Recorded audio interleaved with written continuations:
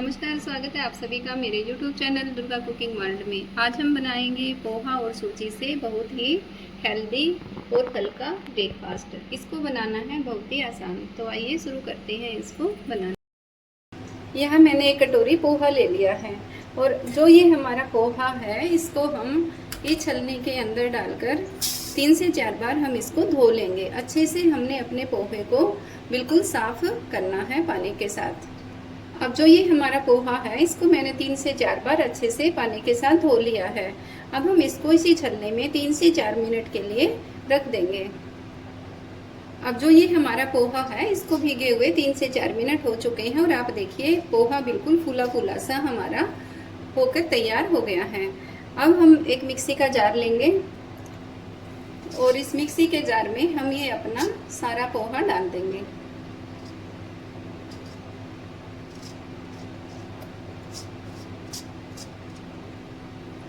एक कटोरी ही हमने यहाँ पोहा लिया है। अब हम इसके अंदर 1 कटोरी ही डालेंगे सूजी। सूजी का प्रयोग यहाँ हमने बारीक वाली सूजी के साथ ही करना है, क्योंकि अगर हम मोटी सूजी इसके अंदर डालेंगे तो फिर वो वाली बात इसमें नहीं रहेगी। अगर आपके पास बारीक सूजी नहीं है तो आप सूजी को एक बार हल्का सा ग्राइंडर में ग्राइंड कर लीजिएगा। यहाँ मैंने डाल दी 1 कटोरी सूजी। यह मैंने 2 हरी मिर्च ले ली और उनको इस तरह से मोटा सा चॉप कर लिया। ये भी हम अपने मिक्सी के जार में डाल देंगे। यहाँ हमने जितनी सूजी ली थी और जितना ही हमने यहाँ लिया था पोहा, उससे थोड़ा सा कम हमने यहाँ डालना है दही।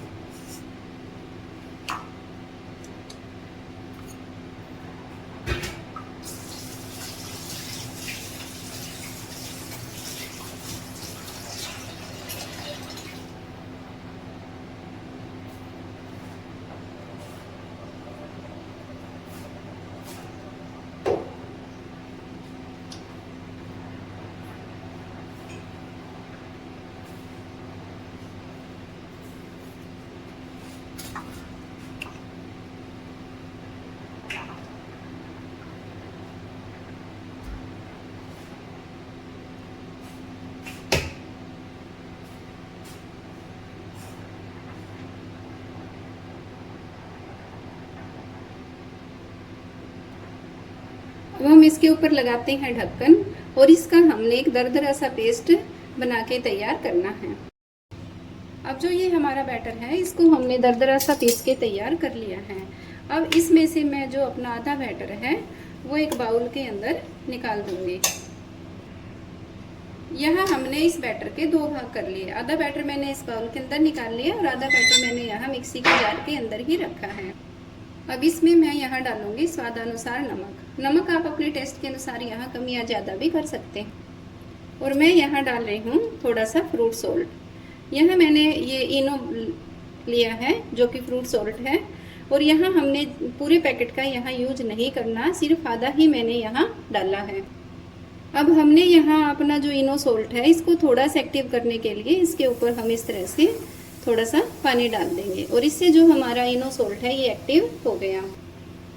यह मैंने विस्कर ले लिया। विस्कर की मदद से हमने इसको बिल्कुल स्मूथली इस तरह से हल्का सा चलाना है। ज़्यादा ज़ोर से हम इसको नहीं चलाएंगे, सिर्फ इस तरह से हमने इसको चलाना है।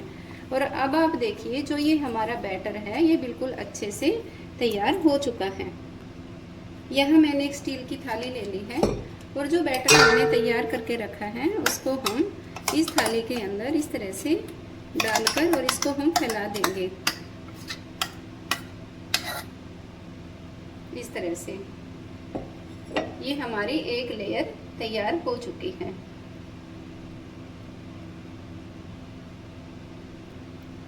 इस तरह से हमारी जो एक लेयर है इसको हम अब कढ़ाई के अंदर रख देंगे। यहाँ मैंने एक लोहे की कढ़ाई ले ली और इसके अंदर मैंने डाला है 1.5 गिलास पानी। अब इसके अंदर मैं यहाँ रख देती हूँ एक स्टैंड, और इस स्टैंड के ऊपर हमने जो एक बार की लेयर तैयार करी है उसको हम इस तरह से स्टैंड के ऊपर रख देंगे। और अब हमने इसको ढककर 10 से 12 मिनट के लिए गैस की फ्लेम को मीडियम रख के पकाना है। तब तक जो हमारी एक बार की लेयर तैयार हो रही है तब तक हम इसकी आलू की स्टफिंग तैयार कर लेते हैं। यहाँ मैंने 3 मीडियम आकार के आलू लिए हैं और इनको हमने इस तरह से मोटा मोटा सा मैश करके तैयार करना है। जैसे हम यहाँ समोसे के लिए जो हम स्टफिंग बनाते हैं इस तरह से हमने इसको तैयार करना है, मोटा मोटा सा ही, ज़्यादा बारीक हम यहाँ इसको नहीं करेंगे। अब मैं इसके अंदर डालूंगी प्याज। यहाँ मैंने एक प्याज लिया था, उसको मैंने बारीक सा चॉप कर लिया है। और साथ में मैं यहाँ डालूंगी छोटी सी शिमला मिर्च। यहाँ मैंने एक शिमला मिर्च ली, उसको भी बारीक कट कर लिया है। और साथ में मैं यहाँ डाल रही हूँ इसके टेस्ट को बढ़ाने के लिए कड़ी पत्ते। कड़ी पत्ते से जो हम बिना तेल की जो हमारी सैंडविच बना के तैयार करेंगे उसमें उसका टेस्ट बहुत अच्छा आएगा। साथ में मैं यहाँ डाल रही हूँ थोड़ा सा काला नमक और 1 चम्मच मैं यहाँ डाल रही हूँ धनिया का पाउडर। और साथ में मैं यहाँ डाल रही हूँ थोड़ा सा जीरा पाउडर। यहाँ मैंने भुने हुए जीरे का इस्तेमाल किया। अगर आपके पास भुना हुआ जीरा नहीं है तो हाँ, अगर आपके पास वैसा ही सिंपल जीरा पाउडर है तो हम यहाँ उसका यूज कर सकते हैं। यहाँ 1 चम्मच मैं यहाँ डाल रही हूँ सांभर मसाला। सांभर मसाला मैं यहाँ इसलिए डाल रही हूँ क्योंकि जो हम नाश्ता बनाने जा रहे हैं उसका टेस्ट बहुत ही अच्छा आएगा। अगर आपके पास सांभर मसाला नहीं है तो आप यहाँ मैगी मसाला भी डाल सकते हैं। साथ में मैं यहाँ डाल रही हूँ सेंधा नमक। नमक आप अपने टेस्ट के अनुसार यहाँ कम या ज़्यादा कर सकते हैं। और साथ में मैं यहाँ डाल रही हूँ लाल मिर्च का पाउडर। आप चाहे तो यहाँ चिली फ्लेक्स का भी प्रयोग कर सकते हैं। अब इन सभी चीज़ों को हमने इस तरह से हाथ के साथ अच्छे से मैश करना है। और जो ये हमारी स्टफिंग है ये बनके तैयार हो चुकी है।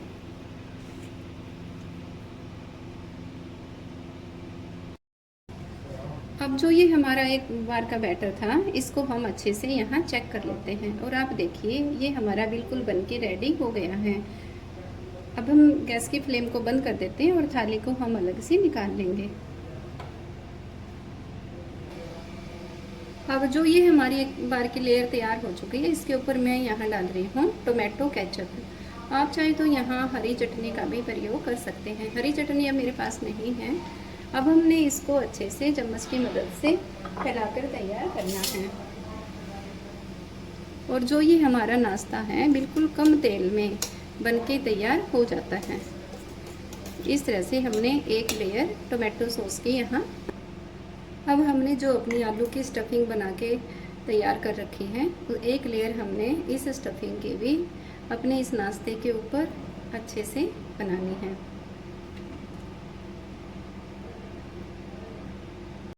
अब जो हमने आलू की स्टफिंग तैयार की थी उसको मैंने इस एक लेयर के ऊपर दूसरी लेयर आलू की यहाँ लगा दी है।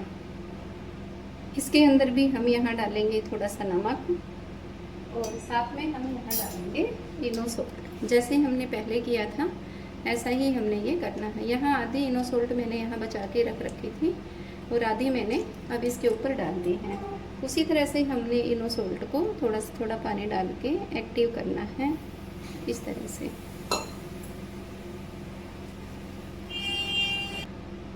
अब जो ये हमारा बैटर है इसको हमने अच्छे से तैयार कर लिया है। और जिसके ऊपर हमने ये आलू की लेयर लगाई थी इस आलू की लेयर के ऊपर ही हम ये अपना बैटर इस तरह से डाल के फैला देंगे।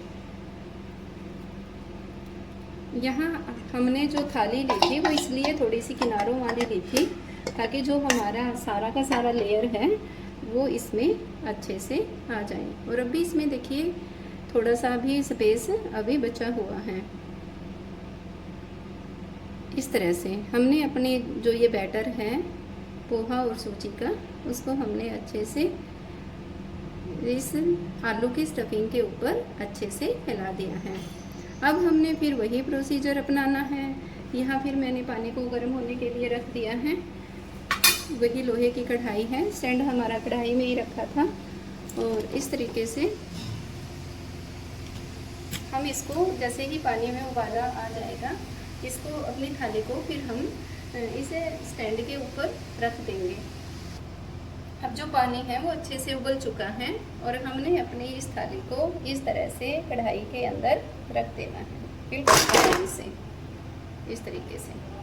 फिर हमने इसको ढक्कन लगा के मीडियम टू हाई फ्लेम पे इसको हमने 5 से 7 मिनट तक अच्छे से कुक करना है। अब इसको पकते हुए लगभग 7 मिनट हो चुकी हैं और अब हम इसको इस तरह से चेक कर लेंगे। जो ये हमारी टूथपिक है ये बिल्कुल साफ़ निकली है। अब हम इसको इस कढ़ाई से निकाल लेंगे।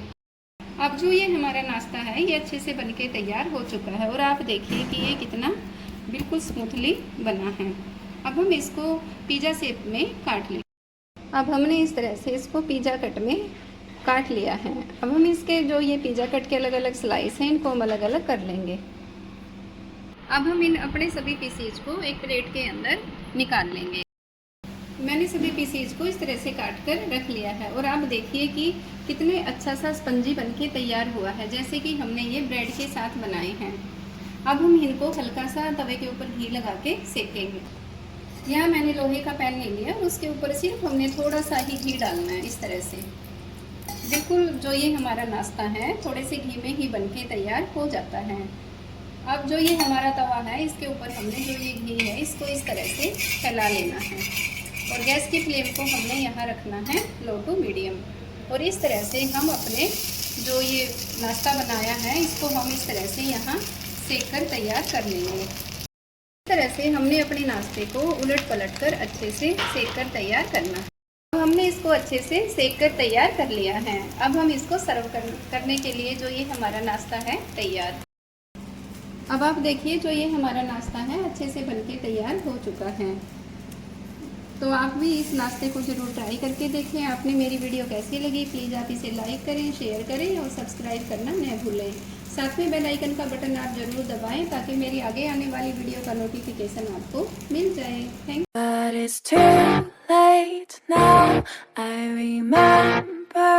यू।